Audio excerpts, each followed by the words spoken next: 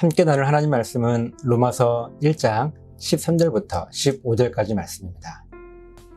형제들아, 내가 여러 번 너희에게 가고자 한 것을 너희가 모르기를 원하지 아니하노니 이는 너희 중에서도 다른 이방인 중에서와 같이 열매를 맺게 하려 함이로되 지금까지 길이 막혔도다.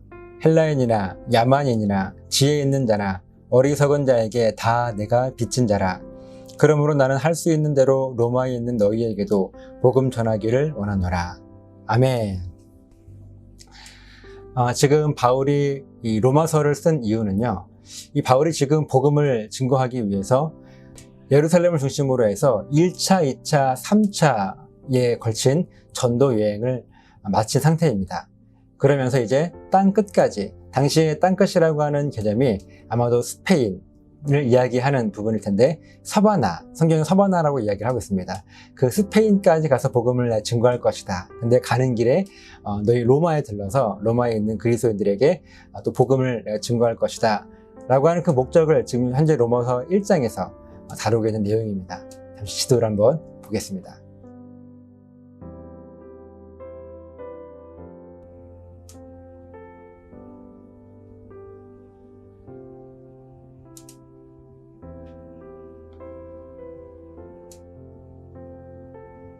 사우디, 그리고 이제 이스라엘이 어디인가 하면 계속 말씀드렸는데요, 여기가 갈릴리, 그리고 요단강이 흐르고요, 그리고 여기는 사해입니다. 그리고 여기는 애굽, 그리고 예루살렘 성전이 이 정도에 있습니다. 그래서 바울이 전도 여행을 하는데 이 예루살렘을 중심으로 해서 이쪽이 현재 터키입니다. 터키이고 성경에는 이곳을 소아시아라고 이야기를 하고 있고, 서바나, 스페인이 어딘가 하면 이쪽이에요. 서바나. 그러니까 보시면은 이쪽이 유럽 대륙의 끝이고, 당시에 아마 땅 끝으로 이 서바나를 이야기했을 겁니다. 그리고 로마가 어딘가 하면 로마는 여기에요. 그래서 바울이 현재 전도 여행을 지금 이 지역을 중심으로 해서 1차, 2차, 3차에 걸쳐서 전도 여행을 다 마쳤습니다. 그리고 이제 로마에 있는 그리스도인들에게 편지를 적은 거예요. 내가 이 서바나로 갈 텐데 이렇게 서바나로 가는 길에 로마에 있는 너희들을 만나기를 원한다 하면서 로마에 가는 목적을 지금 사도 바울이 적은 것입니다. 지금 이렇게 바울이 이제 1차, 2차, 3차 전도 여행을 마치고 땅끝 사바나로 가려고 하는 그 중간에 로마에 들른다는 이야기예요. 그러면서 내가 로마에 꼭 가고 싶었던 그 이유를 오늘 본문 13절에 이야기를 하고 있습니다. 형제들아, 내가 여러 번 너희에게 가고자 한 것을 너희가 모르기를 원하지 아니하노니. 그러니까 내가 너희에게 정말 가고 싶다, 이것을 좀 알았으면 좋겠다 하는 그 이야기고요. 이는 왜냐하면 너희 중에서도 다른 이방인 중에서와 같이 열매를 맺게 하려 함이로되 지금까지 길이 막혔도다 그랬어요. 그러니까 지금 다른 이방인들이 구원을 받고 있는데 너희들 중에 있는 이방인들에게도 복음을 증거해서 같이 구원받았으면 좋겠다 하는 그 이야기이고, 이 바울이 헬라인이나 야만인이나 지혜 있는 자나 어리석은 자에게 다 내가 빚진 자다 말씀하고 있으면서 나는 할 수 있는 대로 로마에 있는 너희에게도 복음 증거하기를 원한다 라는 것이 본문의 내용입니다. 보세요. 오늘 이 바울이 나는 복음에 빚졌다. 지금 바울이요, 빚을 졌다는 표현을 씁니다. 근데 누구에게 빚을 졌다고 그래요? 헬라인이나 야만인이나 지혜 있는 자나 어리석은 자에게 다 내가 빚진 자다, 이렇게 이야기를 하고 있습니다. 지금 바울이 헬라인이나 야만인들에게 돈을 빌렸을까요? 혹은 지혜 있는 자나 어리석은 자에게 무엇을 빌렸을까요? 그래서 그 빚이 있어서 그 빚진 자다라고 표현하는 것일까요? 아니죠. 우리가 알고 있는 것처럼 바울은 자기가 받은 그 구원받은 것 때문에 내가 모든 사람에게 빚진 마음으로 복음을 증거할 것이다 라고 이야기한다는 것을 우리가 다 알고 있습니다. 그러면 왜 이 빚진 마음이 우리들에게 있어야 되고, 이 빚진 마음이 왜 생겼는가 하는 것을 함께 보려고 하는데, 지금 바울이 하는 이야기가 나는 빚진 자다. 여기서 헬라인이나 야만인이나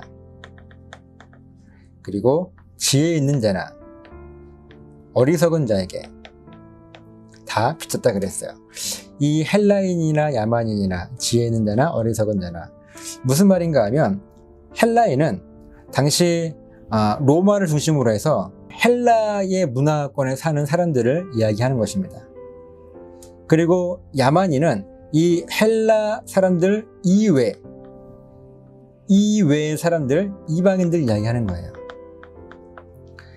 사실은 여기 이방인을 이야기할 때 이방인이라고 하는 것은요, 선택받은 유대인들 말고는 다 이방인이에요. 그러니까 이 헬라인이나 야만인이나 모두가 다 이방인입니다. 그리고 당시에 구원받은 유일한 사람들은 유대인 한 민족뿐이었습니다. 근데 그때 이 이방인에게 복음을 증거한 사람이 바로 사도 바울이에요. 그리고 지혜 있는 자나 어리석은 자나 뭐 많이 배웠거나 배우지 못했거나 그냥 모든 사람들에게 이 사도 바울은 빚이 있다 그렇게 이야기를 하는 것입니다. 그럼 사도 바울이 왜 이렇게 빚진 마음을 갖게 되었을까? 뭐 우리가 알고 있는 것처럼 하나님께 구원을 선물로 받았기 때문에 그 구원받은 은혜가 너무나 감사하고 커서 나도 누군가에게 복음을 증거하지 않으면 안 되는 그런 마음이 생긴 거예요. 어떻게 내가 받은 구원의 은혜를 하나님께 갚을 수 있겠습니까? 근데 구원받은 우리들에게 생기는 마음은요, 복음을 증거하려고 하는 마음입니다. 왜 그런가 보세요. 이 복음이라고 하는 것은요, 우리가 지난 시간에도 한번 보았지만 복음은요, 하나님이 이 땅에 인간으로 오신, 우리가 이것을 성육신이라고 하는데요, 인간으로 오신 성육신, 그리고 이 땅에 오셔서 십자가에 죽으셨습니다. 근데 죽음으로 끝난 것이 아니라 다시 살아나셨어요. 다시 살아남. 이것을 부활이라 이야기하는데, 이 부활 때문에 죽은 우리가 다시 살아날 수 있게 된 이것이 바로 구원의 능력이라고 하는 것입니다. 그리고 우리 예수님께서 하늘로 오르셨습니다. 승천이죠. 그리고 올라가시면서 다시 오실 것을 약속하셨습니다. 이것은 재림이라고 합니다. 근데 아직 다시 오시지 않았어요. 그리고 하나님께서 인간으로 오신 성육신은 이미 이루어졌습니다. 그리고 이 십자가의 죽으심도 이루어졌어요. 그리고 부활하심도 이루어졌습니다. 하늘에 올라가심도 이루어졌어요. 그런데 다시 오실 재림은 아직 이루어지지 않았습니다. 그러면 다시 오실 때 어떤 일이 일어날 것인가? 재림은요, 다시 말해서 심판이에요. 심판하러 오십니다. 그럼 여러분, 이 심판이라고 하는 것이 무엇인가 하면, 보세요. 우리는 심판 그러면 두려운 마음부터 듭니다. 왜 그런가 하면, 나에게 무슨 잘못한 것이 있어서 내가 벌을 받지는 않을까 하는 그 마음 때문에 두려운 거예요. 그런데 예수님께서 다시 오셔서 심판하실 그때는요, 믿는 우리들에게 천국을, 구원을 완성하러 오시는 것입니다. 그리고 믿지 않는 자들에게는 지옥을 동일하게 완성하시는 거예요. 그러면 여러분, 심판은요, 우리에게 구원을 완성하시는데 그것이 두려움입니까? 오히려 우리들에게 기쁨이 아니겠습니까?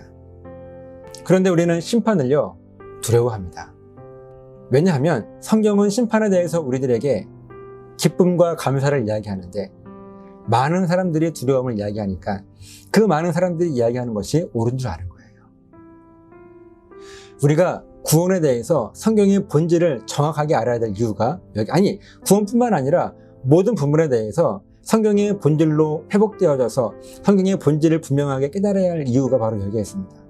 지금 내가 믿고 붙잡고 의지하고 있는 것, 그것이 하나님의 말씀에 중심한 것인가? 아니면 많은 사람들이 이야기하고 있으니까 나도 지금 그렇게 믿고 따르고 있는 것인가? 그런데 많은 사람들이요, 성경의 본질보다는 많은 사람들이 그렇게 하고 있으니까 그냥 그 모습에 따라가고 있는 우리들의 모습은 있지 않는가 하는 생각을 해보게 되는 것입니다. 그러니까 재림은 심판이고, 그 심판은 천국을 완성하시고 지옥을 완성하시고 이 땅의 모든 것들을 완성하시는 그때가 분명히 온다라고 하는 것입니다. 그게 재림이에요. 자, 그러면 교회가 이 땅에 세워진 이유가 무엇이겠습니까? 교회는 분명히 건물이 아니죠.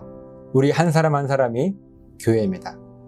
우리 한 사람 한 사람을 세우고 우리를 통하여서 하나님께서 하시고자 하시는 것, 그리고 우리가 이 땅에 존재하는 이유가 무엇이 되어야 하겠습니까? 아직 완결되지 않은 복음의 그 끝, 바로 재림을 기다리는 것이 교회의 사명이 되어야 한다는 것입니다. 그러면 교회의 사명이라고 하는 것이 무엇이겠어요? 다시 오실 그 예수님을 기다리면서 내가 해야 될 일이 무엇이겠습니까? 그것은 말씀에 순종하는 거예요. 우리는 흔히 복음을 증거하는 것이다, 그렇게 이야기하는데 그것이 본질이 아니라 말씀에 순종하는 거예요. 하나님께서 하신 그 말씀들이 분명히 있습니다. 그 말씀에 내가 순종하며 살아가는 것이 다시 오실 그 주님을 기다리면서 살아가야 될 유일한 사명이에요. 그런데 그렇게 사명을 감당하다 보니까 그 사명의 핵심이 무엇이 있는가 하면, 너는 땅끝까지 이르러 내 증인이 되라 라고 하는 예수님의 승천하시면서 하신 그 말씀, 그 말씀에 내가 순종하기 때문에 복음을 증거하는 것입니다. 그리고 사도 바울도 그 말씀에 순종하며 살다 보니까 자기가 해야 될 사명이 무엇인지를 깨닫게 된 거예요.